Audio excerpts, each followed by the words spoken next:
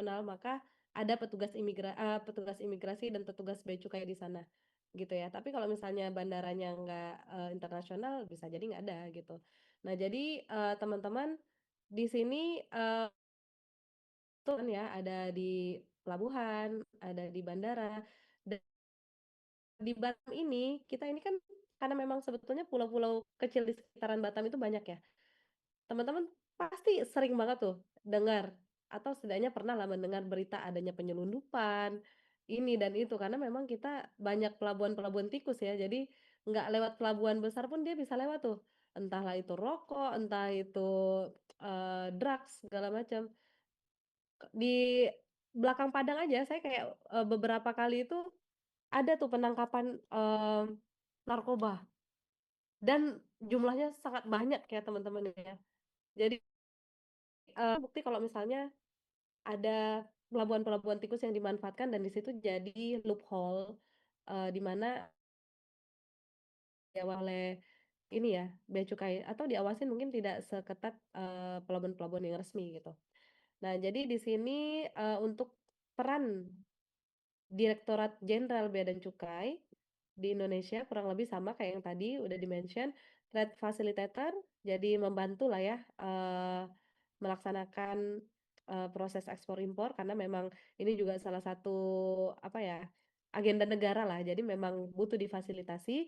Lalu ada industrial assistant, jadi, pendampingan, terus revenue collector, dan community protector gitu. Karena,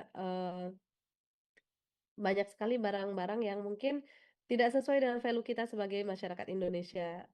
Simple things ketika ada makanan yang berasal dari luar, saya masih ingat waktu itu poki-poki ya.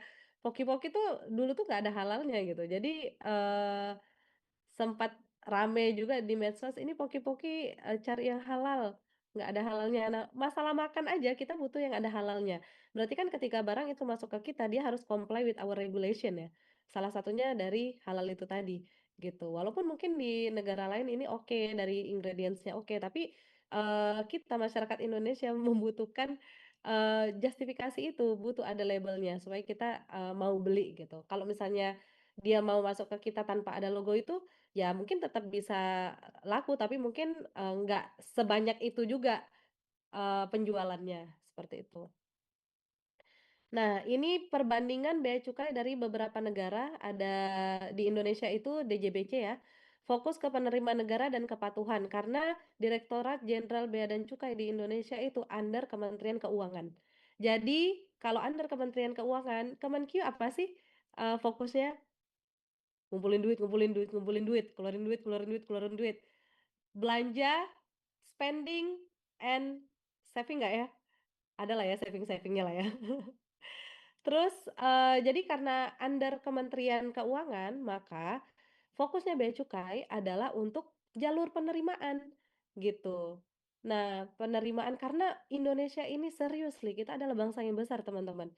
Potensi Indonesia nggak cuman dari, sumber daya alamnya aja, tapi dari manusianya. Kita nih pangsa pasar.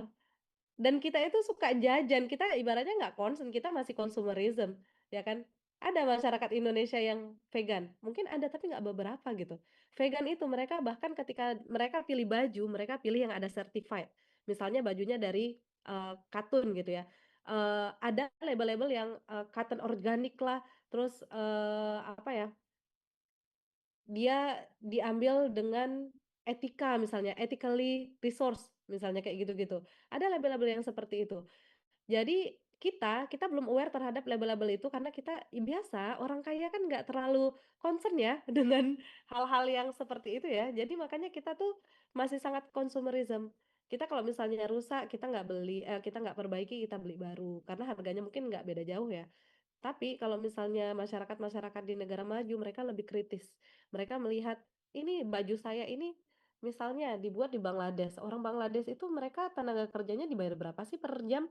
Gitu. Per hari mereka dibayar berapa sih? Sedangkan baju yang dibeli misalnya harganya 300, 400, 800.000. 2 juta, 3 juta. Kalau misalnya high end brand itu bisa sampai puluhan juta, belasan juta untuk satu t-shirt aja ya. Tapi orang-orang yang bekerja misalnya di Bangladesh lah, di Sri Lanka atau misalnya di negara-negara berkembang, di Indonesia kita ada pabrik itu ya, eee, pabrik-pabrik garmen di sekitaran kita juga. Nah, kita itu dibayar per jamnya berapa sih? Kan sangat murah ya. Kalau di-compare harga satu t-shirt misalnya 1 juta plus, fee kita misalnya per satu t-shirt itu misalnya 1.000 kan sangat jauh banget. Sisanya untuk bayar Kendall Jenner lah, bayar siapa kayak gitu yang jadi model-modelnya gitu. Jadi, mmm, itu tadi ya, di kita tuh lebih ke Kemenq sehingga fokusnya lebih ke narik, gimana narik, pemasukan negara nih, gitu. Makanya, kita tarifnya lebih tinggi karena kita orangnya tuh banyak gitu, orang-orang pengen banget, jualan di Indonesia, ya. Jadi, eee, please be careful teman-teman, jangan sampai jadi target kita cuma jadi market aja bagi, perusahaan-perusahaan multinasional, kita juga harus jualan ke mereka. Gitu. Jangan lo jual gue beli, lo jual gue jual balik gitu. Ya jadi, kalau misalnya kita terlalu banyak konsumsi, apa ya, barang-barang dari luar negeri, kita terlalu dependen sama barang-barang dari luar negeri gitu ya.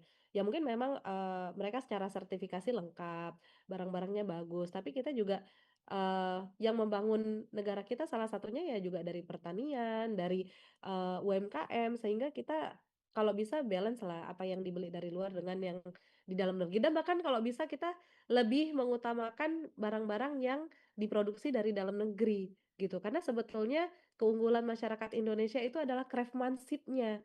Kita itu sangat terampil buat barang-barang itu bisa sangat detail, rapi, teman-teman bayangin tuh, ukiran Jepara, ya, itu kan se-complicated itu bisa kita buat, gitu. Barang-barang kesenian, kalau misalnya kita pikirin lagi barang-barang yang berasal dari luar negeri itu kan kayaknya udah sama-sama aja ya, t-shirt ya warna hitam putih, monokrom, kayak gitu-gitu kan. Tapi kalau misalnya barang-barang yang lebih berseni, itu kita juaranya, teman-teman. Gitu dan, itu jadi ketika kita punya kebiasaan mengkonsumsi barang yang berasal dari luar negeri, kita juga jadi, apa ya, eee, menggeser esensi dari kebudayaan kita. Saya ngelihat kemarin anak-anak Malaysia datang ke sini, pernah nggak satu kelas sama teman-teman? Nggak nggak ya? Ada anak Malaysia kayaknya minggu lalu atau 2 minggu yang lalu gitu datang ke sini mereka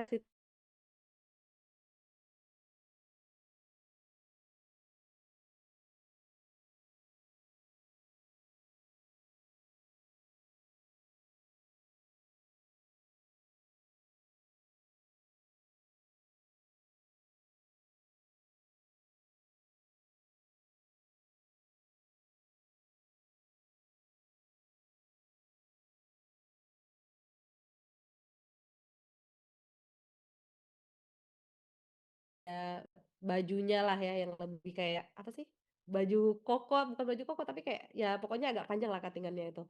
Nah jadi kurang lebih kayak gitu ya. Oke, selanjutnya tarif lebih tinggi, banyak jalur pemeriksaan ya supaya supaya apa? Karena, kita itu banyak mengkategori-kategorikan, nanti kita bahas di belakang. Jadi makanya banyak jalur pemeriksaan, jadi beda jalur, beda, ininya, dokumen yang periksanya, seperti itu.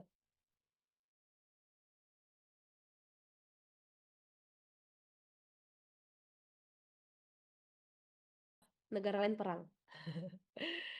Karena bisnis mereka itu bikin senjata, gitu. Jadi, makanya film-filmnya banyak film-film hero lah, itu kan secara tidak langsung kan mempromosikan, wah kita nih butuh nih alat-alat ini nih, kalau misalnya ada zombie datang, ada apa datang gitu. Jadi, kita yang masih kecil dulu nonton Spiderman lah, nonton Iron Man lah, kita kan ngerasa, "Wah dunia ini terancam," gitu ya. Berarti kita butuh nih alat-alat, nah ini itu dari kecil aja udah disuntikkan tuh, perang perang perang gitu. Jadi, di Amerika Serikat kayaknya ya Kak, keamanan dan, mereka sangat ini ya, pangkalan militer di tempat-tempat yang kita, "Kok ngapain sih bikin kayak gitu?" Gitu, "Ngapain sih jauh-jauh bikin pangkalan di sana?" Karena mereka menjaga kepentingan mereka gitu. Mereka punya pangkalan di, yang bikin ricuh ya, Cina Taiwan gitu. Jadi Cina itu menganggap, "Ngapain sih lu ngurusin halaman belakang gue?" Gitu. Urus aja yang dekat-dekat sana, maksudnya ngapain gitu. Nah, Taiwan pun juga dia sekarang lebih condong ke Amerika gitu. Jadi kita ngelihat, secara geopolitik Amerika ini banyak, sangat berpengaruh ya dan memang waktu itu, sebelum Cina sebagai emerging economy, Amerika juga dia bisa dibilang hegemoni gitu. Hegemoni itu ibaratnya negara yang sangat dominan, baik itu dari pengaruhnya, dari, dananya, dan juga mereka secara militer kuat. Jadi negara-negara di dunia ini, kalau misalnya kita compare negara terkuat adalah negara yang militernya atau spending militernya banyak, gitu. Teman-teman nanti bisa cari tahu ya, salah satunya Amerika Serikat, makanya mereka itu sangat concern terhadap keamanan, security. Bahkan Arab aja mereka itu, jual minyak ke Amerika dengan, negosiasinya salah satunya adalah Amerika Arab, gitu. Dengan kekuatan militer mereka, gitu. Jadi, makanya no wonder kenapa kalau misalnya teman-teman, ini ya ya, sebentar ya.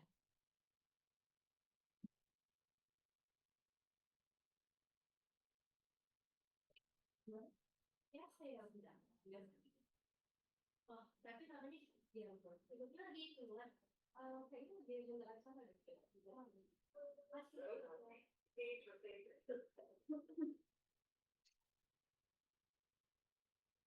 Oke, sorry teman-teman.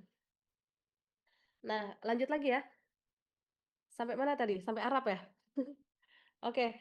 Nah, jadi, memang Amerika itu udah sebegitu advance-nya di militer, keamanan gitu, makanya bagi mereka itu security itu, the number one gitu. Karena kalau misalnya mereka nggak kuat secara militer, maka mereka, eee, ibaratnya value mereka tuh di situ gitu, value-nya. Saya adalah negara yang kuat militernya, saya adalah negara yang adidaya, gitu. Jadi, makanya mereka, membuatlah segala sistem-sistem dan segala macam gitu ya, dan di Amerika itu bea cukai itu sangat terintegrasi dengan sistem keamanan mereka dan ada intelijen di sana, gitu. Jadi, kalau misalnya ada ketemu barang-barang yang misalnya mungkin menurut mereka membahayakan, ya udah nggak masuk, kayak gitu. Langsung tuh ditangkap lah, entah di-detention lah gitu. Jadi kayak betul-betul dijagalah negaranya dari yang seperti itu. Nah, selanjutnya Australia, Australian Border Force. Jadi Australia ini unik ya teman-teman ya. Kalau menurut saya itu Australia itu adalah salah satu negara yang mereka itu sangat menghargai, ini ya, sumber daya alamnya, gitu, dan mereka sangat melindungi. Mereka ini concern ke, apa ya, ke sustainability, makanya di sana itu fokusnya biosecurity. Maksudnya biosecurity itu apa? Jadi di sana itu pemeriksaan pangan atau organik itu sangat ketat. Waktu saya baru masuk ke sana tahun 2023 awal, itu tuh lagi musim-musimnya penyakit hand and mouth disease. Itu tuh penyakit yang di sapi yang dia, menyebabkan sapinya tuh jadi kayak sakit, kayak gitu-gitu ya. Jadi penyakitnya tuh di mulut, di kuku-kuku sapinya. Nah itu tuh, eee, daging dari Indonesia itu sama sekali nggak boleh masuk, daging dan olahannya. Rendang-rendang itu nggak boleh. Dan di, bandara ada anjing pelacak gitu, jadi kita nggak bisa tuh, apa namanya, ngeles-ngeles gitu karena anjingnya udah, melacak gitu. Terus juga waktu itu ada biji-bijian nggak boleh masuk, kadang kan kita kayak, "Ah, pengen bawa beras," gitu ya, beras mahal di sana. Nah itu nggak bisa. Saya waktu itu dibuatin, mama saya itu bumbu rendang, gitu. Bumbu rendang tapi kayak udah di, rempah-rempah, udah dioseng gitu, udah di-blenderin, udah jadi satu, jadi kayak udah mix, spices gitu kan. Terus itu ceritanya nanti untuk dibuat dicampur-campuran gitu. Nah itu ketangkep, gitu. Untung saya udah declare duluan. Jadi kalau misalnya kita masuk ke border, kita kan harus buat declare, kita bawa apa aja. Kalau misalnya di form declare itu kita nggak tulis dan ketahuan, nah itu yang dendanya gede banget. Gitu teman-teman. Jadi, kita nggak bisa main-main kalau misalnya mau misalnya teman-teman one day punya rezeki banyak nih mau traveling ke negara-negara lain, selain happy-happy-nya, fun-fun-nya, teman-teman cek tuh, peraturan-peraturannya. Nggak, mungkin ada negara-negara tertentu yang nggak bisa masukin ya kayak hal-hal kayak misalnya Australia ini, kita bawa biji aja nggak boleh. Kenapa nggak boleh bawa biji? Karena mereka itu sangat concern terhadap biodiversity, tanaman-tanaman dan, hewan-hewan yang native di sana. Maksudnya native tuh apa sih? Tanaman aslinya, gitu. Jadi ketika misalnya kita bawa biji nih, biji ketumbar, ketumbar tumbuh sih di sana. Biji apa ya, di Indonesia, misalnya kita bawa bibit aja deh, bibit singkong gitu ya, bawa kayu gitu. Nah, mereka itu punya tanaman-tanaman yang mereka sangat hargai karena memang kan, secara akar budaya itu aborigin ya. Aborigin itu kan adalah, kelompok yang indigenous yang mereka itu sangat, close to the nature gitu. Jadi mereka ya belajar dari alam, mereka memuliakan alam sehingga, banyak pohon-pohon besar yang ibaratnya di sana itu disakralkan. Sehingga kalau misalnya kita bawa nih biji-bijian dari Indonesia, dari Peru, dari Meksiko yang mungkin ketika tumbuh di sana itu bakalan menjadi invasif. Invasif itu maksudnya kita mengganggu habitat gitu, tanamnya tumbuh subur, akhirnya mengalahkan tanaman native. Nah, mereka nggak mau yang seperti itu, karena mereka sebegitunya menjaga akar budaya itu tadi. Mereka mau ini pohon tetap ada sampai misalnya kiamat gitu. Ini pohon yang ada dari dulu di sini sampai dengan hari kiamat masih tetap ada. Makanya di sana itu, eee, kucing dilarang, anjing boleh. Karena kucing itu dia makanin ini, apa namanya, burung-burung khas sana gitu, kayak burung-burung kakak tua, burung-burung yang warna-warni itu dimakanin dan kucing itu jadi hama. Makanya pemerintahnya memutuskan, kucing itu nggak boleh keluar kecuali dia di tas gitu. Jadi mental health kucing di sana itu sangat, eee, tidak di ini ya, pokoknya sangat nggak dihargain gitu. Sorry. Nah, jadi, tiap negara itu beda concern dan mungkin kalau misalnya teman-teman interest, teman-teman bisa research lebih dalam terkait hal ini, apa sih karakteristik masing-masing negara dan apa sih yang mereka protect di negara itu dan itu menunjukkan value mereka, gitu. Mmm, ini juga bisa mungkin one day bakalan jadi topik, skripsian teman-teman ya. Oke, sorry, saya agak dikit batuk jadi kayak ngomong banyak agak gatel. Maaf ya, agak pos-pos dikit.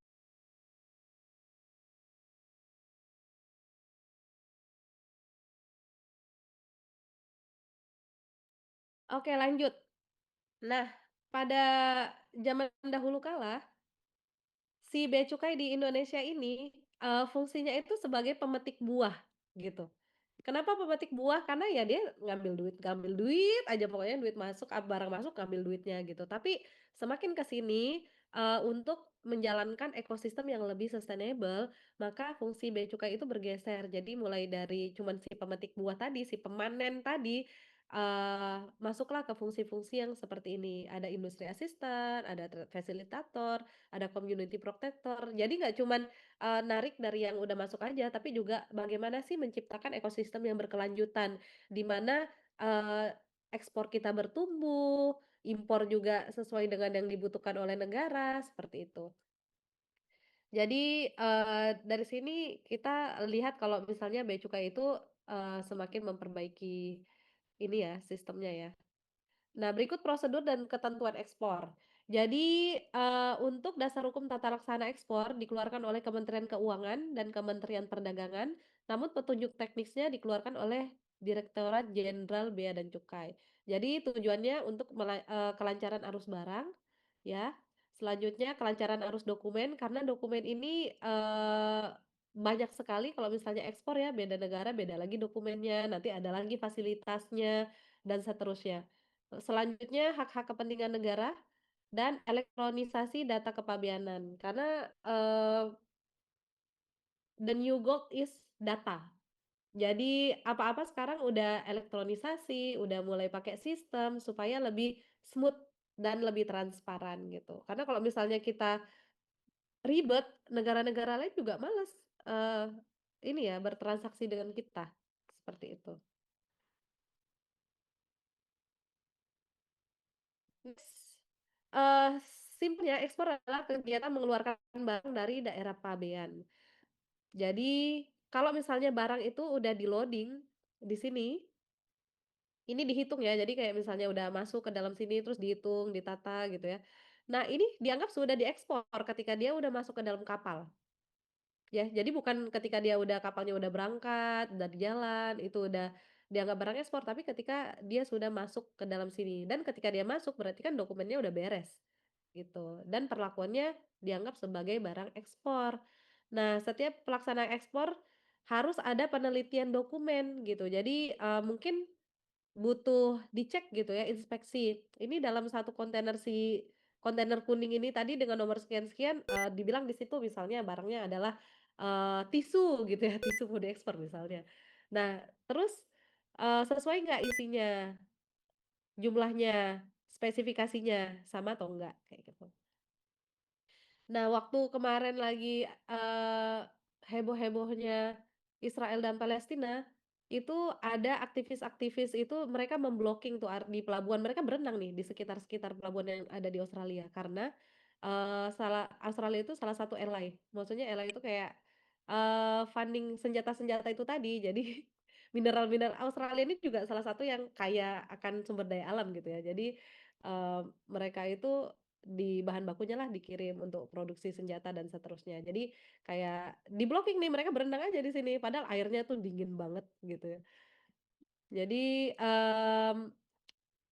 itu bisa jadi insight kalau ternyata ekspor impor itu bisa bukan dihambat sih, kayak lebih bisa ketunda karena hal-hal yang mungkin berisu atau bermuatan politis gitu. Negaranya, secara stand mereka support ke Israel, tapi kalau misalnya, eee, apa namanya, masyarakat-masyarakatnya, mereka itu pro ke Palestine. Makanya mereka menuntut ke pemerintahnya dan syukurnya pemerintahnya dengar. Jadi, walaupun mereka tetap ada funding karena memang, secara historis kan ada tuh ya, kerjasama-kerjasama gitu. Tapi, mereka lebih kayak smooth lah, nggak terlalu mencolok sehingga nggak menyakiti hati masyarakatnya gitu. Oke, nah selanjutnya pemeriksaan fisik atas barang ekspor. Jadi ada beberapa jenis barang ekspor yang ketika kita mau kirim itu diperiksa fisiknya. Tapi ada juga yang nggak, lewat-lewat aja gitu. Nih contohnya barang ekspor yang akan diimpor kembali. Misalnya ada mesin-mesin yang ada kita kan banyak nih kayak misalnya perusahaan Infineon. Infineon itu ada juga di Malaysia gitu. Jadi kayak parent family gitu kayak, masih, saling berkaitan makanya, apa ya, staf-staf, terus banyak ekspat yang dari, Malaysia ditugaskan di Indonesia dan Indonesia misalnya training ke sana kayak gitu. Jadi kuat gitu kan. Nah jadi, karena masih satu, company gitu ya, kadang ada alat-alat yang rusak yang di Indonesia mungkin untuk memperbaikinya tidak ada, alat-alatnya sehingga perlu dikirim ke luar negeri gitu. Nah misalnya contohnya mesin-mesin industri yang ada di Infineon misalnya dikirim ke Malaysia udah diperbaikin, dibawa balik lagi ke kita. Jadi itu kan sebetulnya barang ekspor tuh, kita udah keluarin tapi masukin lagi, gitu. Jadi, ini dicek fisiknya, barangnya sama atau enggak. Jangan sampai nanti barang yang dikeluarkan misalnya mesin tipe A, ternyata di-upgrade mesin tipe B, dengan dokumen yang misalnya disamar-samarkan gitu kan, berarti kan kita, bisa loss tuh di situ. Kalau misalnya barang yang kirim beda dari barang yang awal, yang harusnya dia bayar pajak dan seterusnya gitu ya, ada dikenakan tarif, lewat lewat aja karena barangnya, tadi dianggap sama gitu. Selanjutnya barang ekspor yang pada saat impornya ditujukan untuk diekspor kembali. Ya, contohnya mobil balap F1. Nih misalnya di Mandalika, kan sering tuh ya, setiap itu eventnya berapa tahun sekali sih? Per tahun atau ada rentang waktunya ya? Saya kurang tahu juga, tapi kan ada tuh. Jadi si mobil-mobil ini tadi ketika masuk ke Indonesia tujuannya cuma untuk perlombaan gitu. Jadi pas udah selesai, bukan ditinggal di sini mobilnya, dibawa lagi nanti ke sana. Gitu ya, repot ya. Tapi ya seperti itu gitu, jadi ini harus dicek fisik lagi. Selanjutnya, barang ekspor yang mendapat fasilitas pembebasan dan atau fasilitas pengembalian. Jadi ada, beberapa fasilitas salah satunya, bea masuk, ada juga, pengembalian bea masuk atau drawback dan kemudahan impor tujuan ekspor. Jadi kalau misalnya teman-teman, melewati area sini nih, familiar nggak? Bodinus International, BBA, Bintan Bersatu Apparel. Ini di sekitaran Orchard lurus lagi PT-nya. Nah, di situ mereka salah satu brand yang diproduksi adalah brand Adidas gitu. Jadi, eee, di sini diproduksi barangnya selain, kain dan benangnya ini dikasih fasilitas, eee, KITE pembebasan, setelah jadi barangnya diekspor lagi, gitu. Makanya kalau teman-teman, ke Singapura atau misalnya ke mana-mana teman-teman belanja gitu ya, baju dengan brand-brand tertentu dan ternyata dari Indonesia, ya no wonder gitu ya. Karena memang mereka mencari, mmm, tempat-tempat yang murah tenaga kerjanya, makanya di Indonesia, di Vietnam, Bangladesh, di situlah mereka buka pabrik gitu. Kalau bikin pabriknya tetap di Amerika, brand-brand ini, wah nggak cuan mereka. Nah, selanjutnya ada barang ekspor yang dikenakan bea keluar, gitu. Jadi bea keluar ini dikenakan, untuk barang-barang tertentu yang strategis gitu. Maksudnya strategis adalah barang-barang yang memang komoditas ekspor unggulan Indonesia gitu. Salah satunya ya ini tadi, sawit ya, terus kulit dan kayu, biji kakao, terus, produk hasil pengolahan mineral logam, dan produk mineral logam dengan kriteria tertentu, gitu. Jadi, di sini tujuannya adalah untuk menjaga kepentingan negara sih, basically. Terus juga, ini, kita karena negara yang besar, kita nggak bisa semua-semuanya kita ekspor, gitu. Walaupun misalnya ada pangsa pasarnya nih, oh semuanya mau nih beli minyak sayur vegetable oil dari Indonesia yang sawit base gitu. Tapi kan kita juga butuh memenuhi kebutuhan nasional. Teman-teman masih ingat nggak waktu kemarin itu santan itu mahal banget, kayak kita nyari santan susah kali. Itu karena, eee pada dikirimin keluar, kitanya nggak disisain gitu, disisain pun dikit, gitu. Padahal kita ada stoknya, tapi nggak untuk memenuhi stok dalam negeri dulu. Nah, kalau misalnya kita mau ekspor, bea cukai itu sebetulnya punya fungsi untuk, mengarahkan, oke yang diekspor misalnya dari 100%, yang diproduksi misalnya diekspor sekitar 40%, 60%-nya untuk memenuhi kebutuhan dalam negeri, kayak gitu. Karena kalau enggak, kita akan dapat barang yang jadi mahal gitu, karena kan hukum permintaan ya, semakin langka maka semakin mahal, gitu teman-teman. Jadi, ini penting banget fungsi-fungsi seperti ini supaya kedaulatan negara kita ini bisa terjaga gitu. Nah, selanjutnya ini jenis, pengecekan fisik yang lainnya, barang ekspor yang berdasarkan informasi dari Direktorat Jenderal Pajak menunjukkan adanya indikasi yang kuat akan terjadi pelanggaran atau telah terjadi pelanggaran. Jadi banyak ya, misalnya kayak dia buat laporan palsu lah yang seharusnya misalnya dia, eee, selling misalnya $1 juta, ternyata dia bikinnya cuman $800.000 misalnya kayak gitu. Jadi, yang seperti itu kan, bisa jadi kerugian negara tuh. Nah, jadi ini perlu dicek gitu. Terus atau barang ekspor yang berdasarkan hasil analisis atas informasi yang diperoleh dari unit pengawasan menunjukkan adanya indikasi yang kuat akan terjadi pelanggaran atau telah terjadi pelanggaran ketentuan ketentuan perundang-undangan. Aduh ini bahasa yang sangat melelahkan untuk dibaca, tapi ambil intinya aja ya. Oke, ini ada di website Bea Cukai, Tata Laksana Ekspor. Jadi, ini alur dokumennya, di sini ada kita pakai INSW, Indonesia National Single Window, terus juga ada sistem-sistem gitu ya. Nanti bisa teman-teman pelajari lagi. Jadi kalau untuk dokumen itu sendiri, eee, paling cepat itu bisa 7 hari sebelum tanggal perkiraan ekspor. Jadi seminggu sebelumnya ya. Tapi kalau misalnya paling lambat-lambatnya barang ini sebelum masuk kawasan pabean udah harus selesai dokumennya, gitu. Jadi, di Batam ini cukup banyak ya shipping agency karena kita kan ada, pelabuhan gitu. Jadi, one day mungkin teman-teman bisa berkarir di sana gitu dan menurut saya keren banget bisa ngurusin dokumen-dokumen seperti ini ya. Saya aja kayak, bacanya aja masih, ah, pusing. Tapi Ini bakalan bisa dipelajari kok, nanti kan teman-teman di semester-semester berikutnya bakalan ada simulasi-simulasi itu ya. Ada nggak? Atau udah mulai ya semester 3 pakai yang ada simulasi kayak misalnya di kapal itu kontainernya bisa muat berapa gitu. Udah mulai pakai itu belum?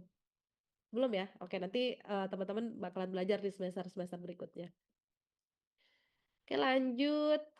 Nah ini ada barang ekspor kategori 3D. Jadi bermacam-macam ya kategori-kategorinya ya.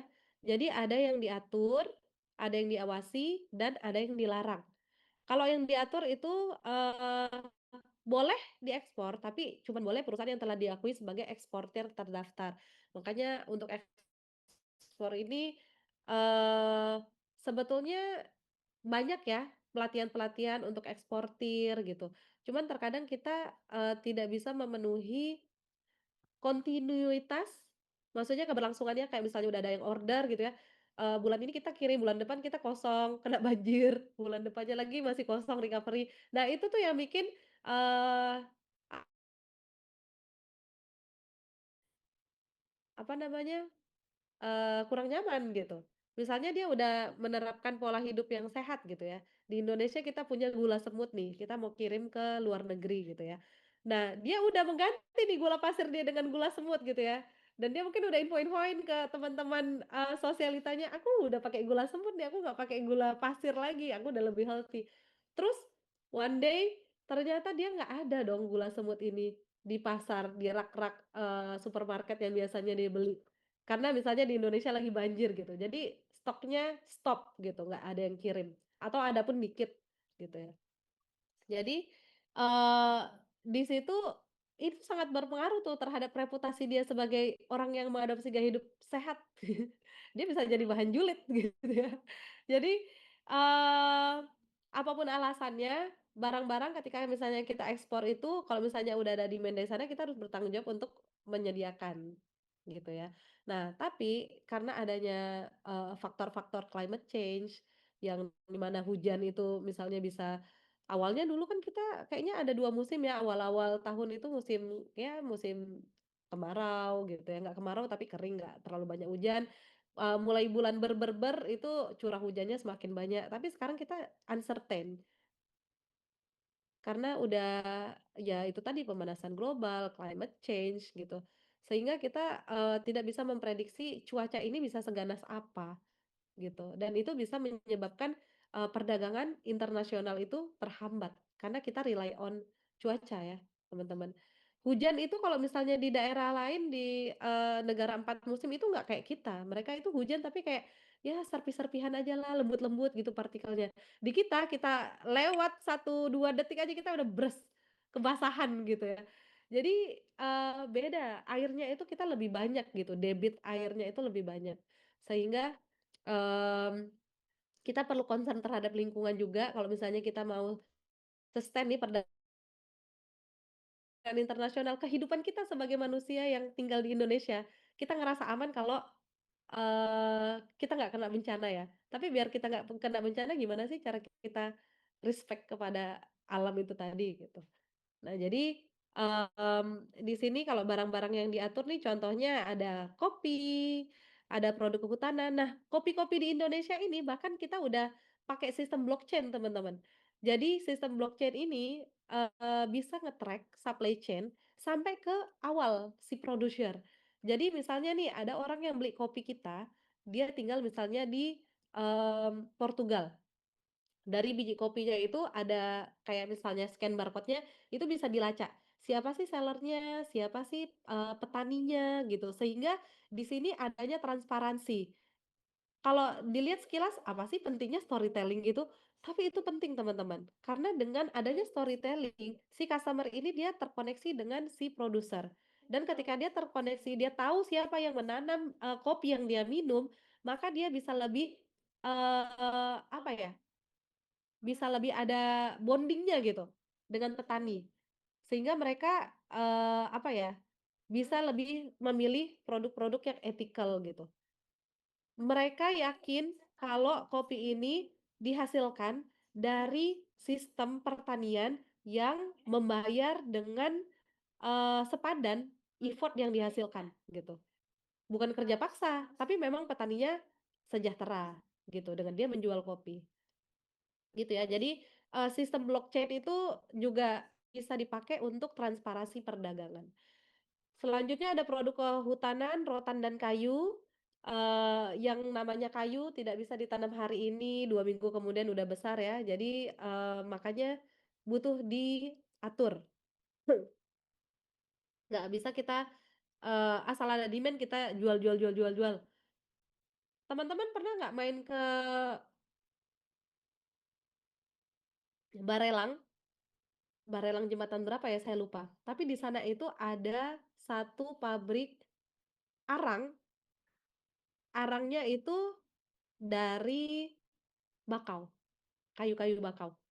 Tapi pabriknya sekarang udah disegel, udah tutup, karena nggak boleh. Ada nggak? Atau mungkin teman-teman ada yang tinggal sekitaran sana, saya lupa sih, nama tempatnya, di jembatan berapa.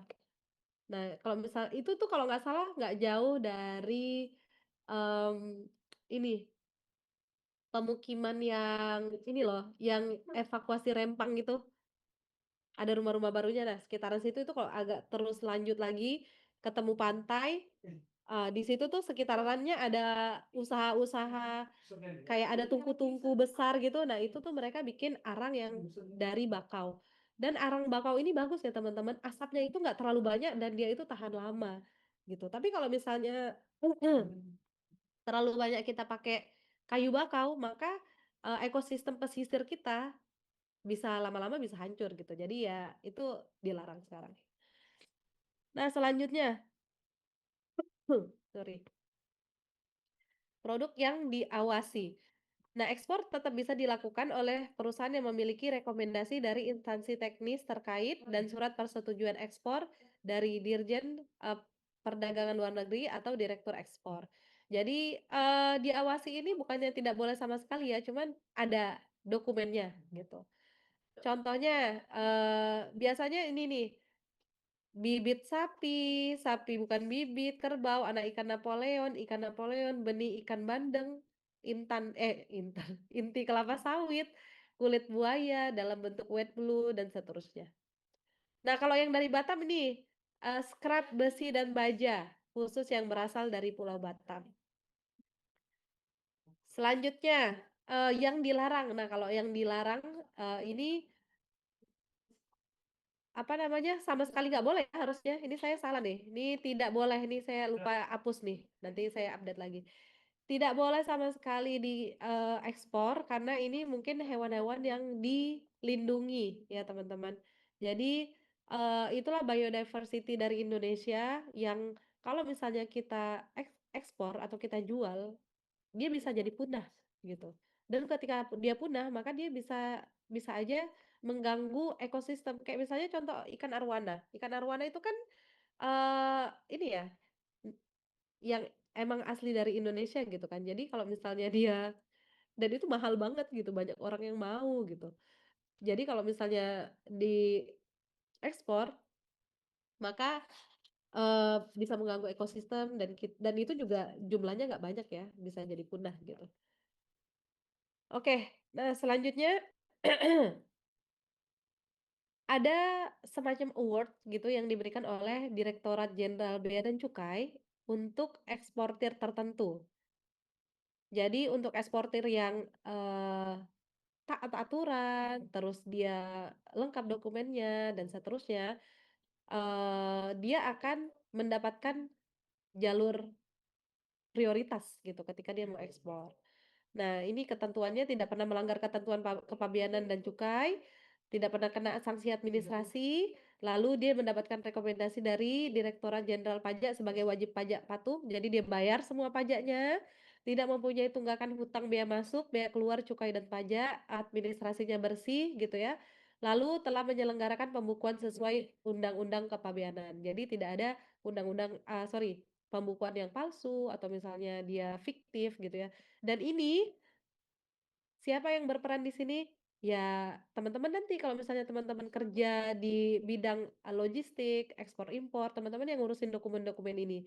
Jadi teman-teman mungkin, di level awal di administrasi teman-teman bisa berperan untuk, memastikan make sure administrasinya beres, pembayarannya beres gitu ya, di-remind bos-bosnya nanti gitu, "Eh, bos nih ada loh bos nanti, reward-nya gitu, kita bisa lebih lancar nanti nih ekspor impornya," dan seterusnya gitu. Jadi teman-teman di situ karena teman-teman udah belajar ini ya, nggak cuman sebagai, tenaga kerja, teman-teman juga bisa jadi konsultan untuk perusahaannya gitu.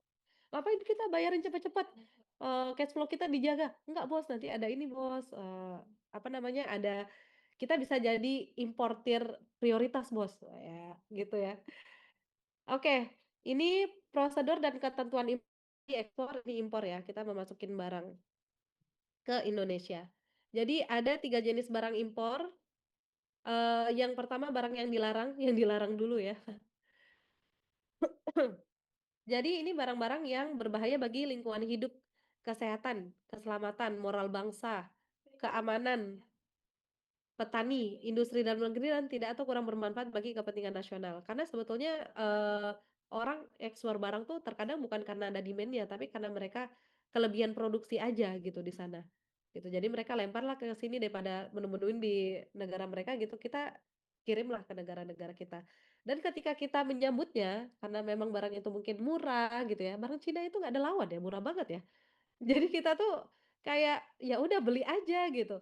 Padahal barang-barang Cina itu kan kalau misalnya teman-teman perhatiin, seringkali dia itu barang-barang yang, fungsinya itu cuman satu gitu, kayak cuman ada alat cuman untuk ngambil panci, tutup panci gitu, atau nyangkutin sumpit gitu. Please, memang inovatif, tapi apakah kita butuh sebegitu banyak barang gitu? Coba pikir lagi. Apalagi kita rumah-rumah di Batam ini kan bukan rumah-rumah yang lebar gitu ya. Kalau misalnya kita untuk satu fungsi di dapur nyangkutin sumpit atau nyangkutin centong sayur, kita butuh satu barang, itu kan kayak pertama space, kedua kita harus merapikan barang itu kan, membersihkan lagi gitu, walaupun barangnya murah-murah gitu ya dan, barang yang seperti itu kan kayaknya dia nggak bisa untuk fungsi yang lain gitu. Jadi instead of satu barang satu fungsi coba, lebih mikir ke barang-barang yang basic yang esensial gitu. Misalnya untuk fungsi motong ya udah pisau aja gitu, nggak perlu pisau yang model ini itu segala macem. Kecuali kita emang mau jadi chef ya, passion di masak, kita mau explore gitu. Atau misalnya pengrajin tumpeng gitu ya, dia kan butuh pisau yang bermacam-macam, kalau nggak lama banget dia bikinnya, gitu. Tapi kalau misalnya kita cuman masak biasa, daily gitu, nggak perlulah kita barang-barang yang, sespesifik itu gitu. Malahan kalau misalnya ada kita tool-nya terbatas, orang zaman dulu loh, zaman purba loh, mereka cuman punya kapak, terbuat dari batu dan mungkin alat-alatnya nggak sebanyak kita, tapi mereka bisa menggunakan, yang terbatas itu dengan kreativitasnya, jadilah makanan, jadilah ini, jadilah itu, gitu. Jadi, eee, kita bisa melakukan sesuatu bukan karena banyak alatnya, bukan banyak tools-nya, tapi kita menggunakan kekuatan kita sebagai human being, kita punya kreativitas di situ, kita punya knowledge gitu ya. Jadi please kurang-kurangin yang kayak gitu-gitu ya, over consumerism. Selanjutnya, barang-barang apa aja sih? Barang bekas, produk percetakan, bahasa Indonesia dan daerah, terus peptisida, etilin, dibromeda, ya chemical-chemical gitulah ya. Jadi ini jangan dimasukkan ke Indonesia. Kenapa, produk percetakan bahasa Indonesia dan daerah tidak boleh masuk? Karena ya mungkin untuk menghidupkan, percetakan lokal, gitu.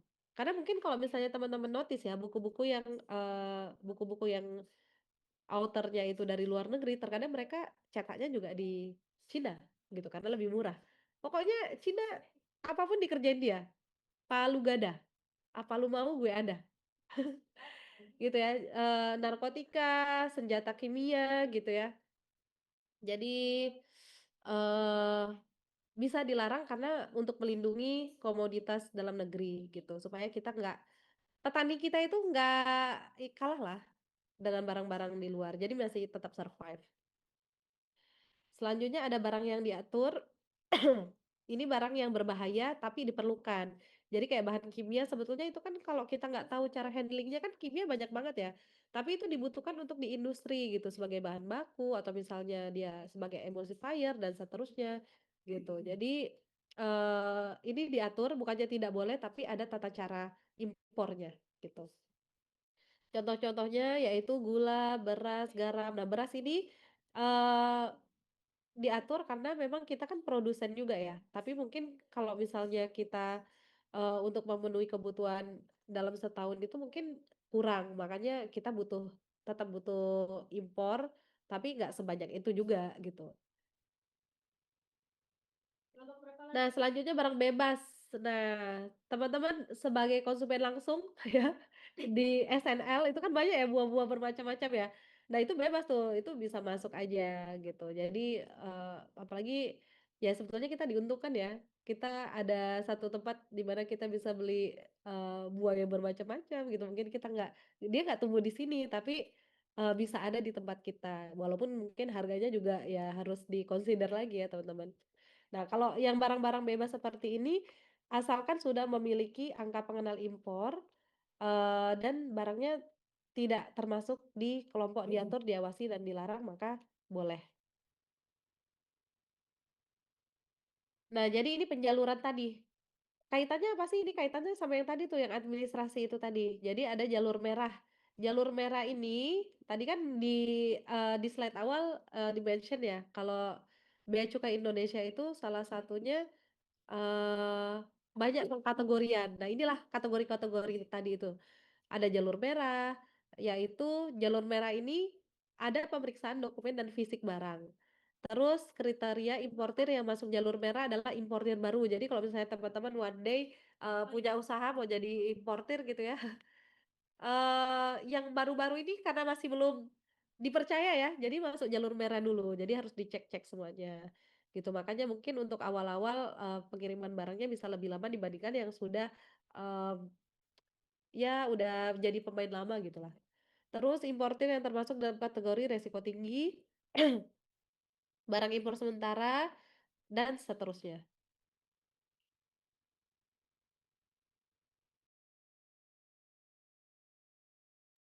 Selanjutnya jalur hijau. Jalur hijau ini bukannya lewat-lewat aja ya teman-teman, ini masih tetap ada pemeriksaan dokumen, eee, jadi kriteria importirnya tidak termasuk dari kriteria importer yang merah ini tadi. Jadi kalau importernya tidak masuk dari kategori ini berarti dia masuk ke jalur hijau, tapi tetap diperiksa dokumennya walaupun nggak dicek fisik ya. Selanjutnya ada jalur prioritas. Nah, kalau jalur prioritas tidak ada pengecekan seperti di jalur merah atau jalur hijau. Ini adalah jalur prioritas untuk mempercepat proses pelayanan kepabeanan bagi importir tertentu. Jadi yang udah punya rekam jejak baik, terus kepatuhannya tinggi, bayar pajak dan seterusnya gitu ya. Dia maka masuk ke jalur prioritas. Nah, ini ada kategori-kategorinya, ada MITA non-API, importernya sangat patuh, bebas pemeriksaan rutin, ada yang prioritas untuk perusahaan yang integritasnya sangat tinggi, jadi biasanya perusahaan-perusahaan yang mungkin udah well established gitu ya, perusahaan-perusahaan yang eee, sudah go public, perusahaan-perusahaan yang memang trustworthy-nya tinggi. Terus ada AEO. Authorized Economic Operator, standar internasional yang diakui oleh banyak negara. Nah, ini contoh-contoh perusahaan-perusahaannya kalau kita lihat dari namanya aja ini udah blue chip ya. Jadi eh, sudah mungkin sudah sangat meyakinkan dari cara mereka membayar pajak dan membuat laporan keuangan dan seterusnya gitu ya. Eee, ada Toyota, ada Honda, Unilever, Astra gitu ya, Samsung gitu. Jadi ketika perusahaan-perusahaan ini melaksanakan impor ya udah lewat lewat lewat lewat gitu. Karena negara juga dengan adanya industri ini di negara kita itu membuka lapangan kerja yang sangat besar. Karena ada lapangan kerja yang besar, orang jadi punya uang, orang jadi bisa belanja, maka perputaran ekonomi. Jadi mereka ini sangat berkontribusi ke perekonomian kita sebetulnya, ke pertumbuhan negara. Tapi sampah mereka ampun, Unilever lagi nih. Jadi, so far untuk regulasi pengelolaan sampah-sampah plastik itu masih belum dicas ke ini ya, tapi itu tidak dibahas di materi ini. Jadi nanti mungkin di materi yang lain, mata kuliah yang lain. Oke, ada pertanyaan sampai sini teman-teman? Pusing nggak? Banyak ya aturannya. Tapi ini nggak bakalan teman-teman ini tidak akan, membuat hidup teman-teman lebih pusing kalau teman-teman nggak bekerja di bidang itu, gitu ya. Just FYI, for your information aja, gitu. Tapi kalau misalnya teman-teman ternyata interest nih, kan kita nggak tahu nih kan kapan muncul hidayah gitu ya. Oh, ternyata kayak gitu, bisa nih saya jadi eksportir, oh saya kayaknya pengen importir deh, kayak gitu. Oke, ada pertanyaan teman-teman?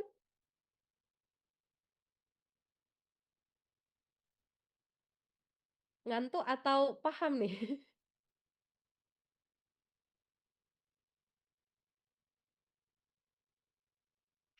Oke, ini kita udah masuk ke minggu 12 ya, tinggal 2 minggu lagi. Mungkin minggu depan, offline ya nanti bareng sama Bu Dwi ya?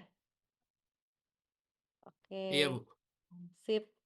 Oke, ini kalau misalnya teman-teman, tidak ada pertanyaan lebih lanjut, mungkin bisa kita akhiri sesi hari ini. Teman-teman mungkin bisa istirahat atau mau lanjut ke progres PBL di semester ini ya, silakan. Karena kayaknya, eee, saya ngelihat ada wajah-wajah yang sangat sibuk. Oke, tidak ada pertanyaan ya?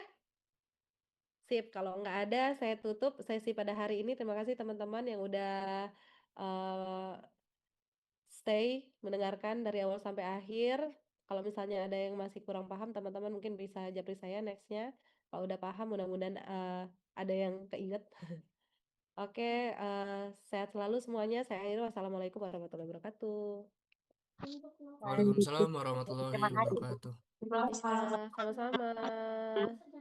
Terima kasih, Oke, Bu. sama-sama.